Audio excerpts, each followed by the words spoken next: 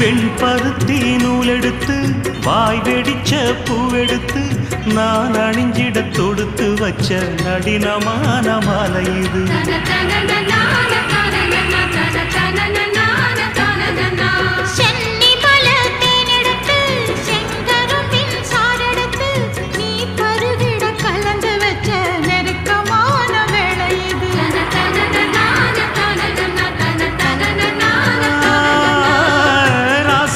உடம்பிருக்கும் ரவிக்க துணி நானாக அன்னாடம் சூடி கொண்ட ஆசை வச்சாகாதா.